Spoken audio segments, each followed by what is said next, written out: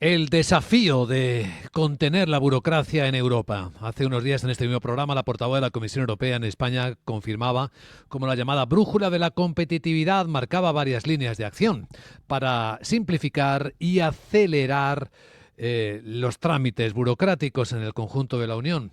Se buscaba racionalizar las regulaciones, acortar los procedimientos burocráticos, aumentar la flexibilidad en un plan completo de mejora de la competitividad en la que, claro, se exigía una integración más fuerte del mercado único europeo, de ahí la convocatoria que ha hecho el ministro español Carlos Cuerpo de un consejo informal en Valencia para seguir trabajando en esta materia. El mercado único europeo, el mercado de capitales, un enfoque renovado de la política de competencia de la Unión Europea ante lo que es un auténtico clamor, la queja de las empresas europeas de la enorme cantidad de normas que hay que cumplir.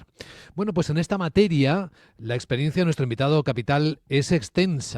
Teófilo de Luis, actual director del área de regulación y políticas públicas en PKFA Test, ha sido diputado por las Cortes Generales durante 24 años, más de 2 décadas, casi 2 décadas y media. Secretario técnico del Partido Popular también, miembro de la Mesa del Congreso, presidente de la Comisión del Tribunal de Cuentas y actualmente, aparte de desarrollar este área de regulación y políticas públicas en PKFA Test, presidente de la Alianza por la Seguridad Vial. Teófilo, gracias por acompañarnos y muy buenos días. Muchas gracias a vosotros y buenos días.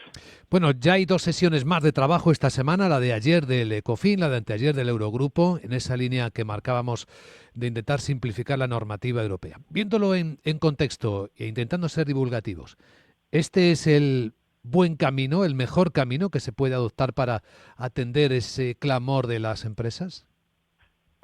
Es una buena reacción de la Unión Europea ante el problema de la avalancha regulatoria que el sistema económico europeo está recibiendo en los últimos años. Concretamente en España hay que tener presente que la avalancha regulatoria tiene su origen en la Unión Europea, en las Cortes Generales, incluso las comunidades autónomas, en función de sus competencias, e incluso las corporaciones locales. Es evidente que en muchas ocasiones las obligaciones que de ello nacen para las empresas les puede significar un coste adicional frente a otros ofertantes de servicios y de activos en el mercado global, y eso estaba retrasando a Europa. Es claro que si en el conjunto de Europa y concretamente en España no hay un crecimiento económico sostenido, será muy difícil tener suficientes recursos para atender los gastos sociales que la Unión Europea, los distintos países de la Unión Europea destinan a mejorar la calidad de vida de los ciudadanos. Por lo tanto, la reacción no puede ser mejor recibida y, desde luego, muy oportuna en este momento. Sin embargo, en la perspectiva de observadores llama la atención de que se está hablando de generar nueva normativa para simplificar la normativa anterior. ¿Este es el proceso correcto? No sé si es nueva normativa o corregir la normativa que existe. A finales de enero, a instancias de PKFATES con la Cámara de Comercio Británica, se organizó una jornada sobre el particular, la incidencia de la regulación económica, de la regulación en la economía. Y todos los integrantes de los distintos paneles que hubo durante la jornada dejaron claro que ello significaba una pérdida de competitividad y unos gastos que perjudicaban su cuenta de explotación, que por otro lado significa un lastre muy grande para el crecimiento económico de ellos como actores del sistema económico y del sistema económico en general. Es evidente que Europa tiene que competir en un mercado abierto. Si otros competidores en ese mercado abierto no están con esas obligaciones, significa que los productos europeos y los servicios europeos llegan con costes superiores y por lo tanto con menos capacidad de entrar en el mercado. Sin embargo, hay un punto de partida diferenciador, una brecha incluso casi ideológica, si miramos lo que está ocurriendo en Estados Unidos respecto a la posición de la Unión Europea, que viene presumiendo de ser un territorio de garantías, de control, donde no se pueden hacer, donde cada uno no puede hacer lo que quiere. ¿Esto cómo se conjuga?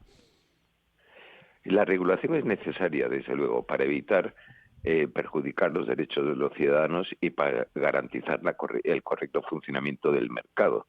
sin que existan posiciones de dominio que perjudiquen los intereses del consumidor.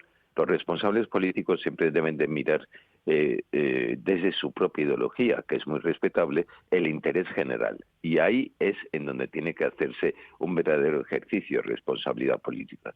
No se trata de imponer o de imponer medidas basadas en posiciones ideológicas cerradas, sino de buscar la mejor conjunción.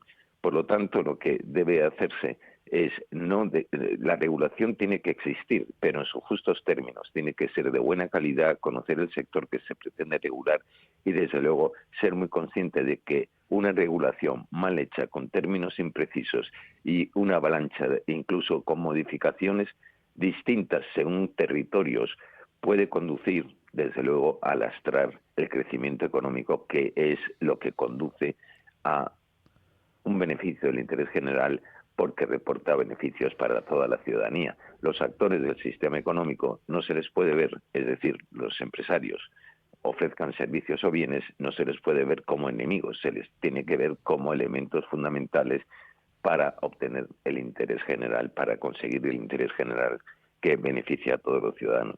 Un elemento a considerar, no sé qué le parece a usted, don Teófilo de Luis, es la variabilidad de los sectores a regular, la variabilidad normativa. Me refiero, por ejemplo, hay sectores clásicos históricamente regulados, como el de la electricidad o el bancario, que además ha evolucionado mucho, y otros cuya regulación está considerándose en este momento, como por ejemplo las tecnologías de la inteligencia artificial. Y hay visiones tan distantes al respecto. ¿Cuál es el punto razonable o racional para no quedarse atrás en la competición internacional, que es de lo que ahora mismo se quejan los empresarios tecnológicos europeos? Hay que buscar, como digo, el equilibrio. Ha habido, desde luego, en relación con la inteligencia artificial y la comunicación por redes, existe un latir que pretende que no se conviertan en instrumentos de divulgación de noticias que intoxican, desinforman o incluso producen movimientos adversos a los derechos de los ciudadanos, de odio, o de xenofobia, o de cualquier característica. Hay que buscar un pleno equilibrio y que ello no signifique mermar la libertad para la libre expresión de las distintas personas. Pero al final es muy importante que los legisladores, cuando toman las decisiones e impulsan normas regulatorias, sean conscientes de los efectos que pueden tener tanto sobre los derechos de las personas como sobre la actividad económica que se ve afectada por la regulación. Una cuestión de procedimiento, don Teófilo. Tal y como va planteando la Unión Europea, los ministros están planteando la idea de la Comisión.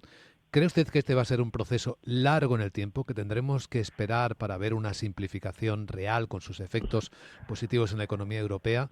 ¿O podría hacerse rápido si se tiene clara la dirección? Antes de contestarte a la pregunta, que es muy lógica, quería señalar algo. En alguna parte ayer, preparando lo que me podéis preguntar, vi que la intención respecto a regulación de la Comisión es reducir la burocracia en función del tamaño de las empresas, distinguiendo solamente entre grandes empresas y pymes, ¿no? Sí. Las pymes se pretende reducir hasta el 35% de los procesos burocráticos que la regulación mal hecha genera y simplificar la regulación que les afecta y a las grandes solamente el 20%. Pero hay un tamaño medio de empresas que deben de ser consideradas, que ni son grandes ni son pequeñas. Y desde luego ellas también tienen que ser beneficiadas de una simplificación de la burocracia y de la regulación, porque no tienen la capacidad de las grandes empresas para asumir el reto. Y respecto a lo que me estás preguntando, Luis, yo creo que en efecto es más que conveniente que todo lo que va incluido en la brújula de competitividad se implemente de forma inmediata, lo más rápidamente posible, porque si no se quedaría simplemente en una declaración de intenciones, en papel mojado, hablando en términos llanos, y no tendría los efectos que se desea. Creo que es muy importante el compromiso de la Unión con esta simplificación de regulación y de burocracia, pero para llegar a ese extremo o llegar al objetivo que se busca, deben de adoptarse las medidas de forma inmediata y desde luego todos los países que están comprometidos en ello, que son los países integrantes de la Unión Europea, deben de coordinar su acción para que no existan diferencias notables entre uno y otro, porque si no eso también es desmotivador para actuar en determinados mercados, ¿no? Y por lo tanto la inmediatez y la rapidez en la ejecución del programa de simplificación regulatoria es fundamental. Una visión experta y un buen punto de atención ese del tratamiento diferente exigido según el tamaño de la empresa. Agradecemos a don Teófilo de Luis, director del área de regulación y políticas públicas de PKF Atest, que haya compartido esta mirada en Capital Radio. Gracias, don Teófilo, y buen día. Muchísimas gracias y buenos días.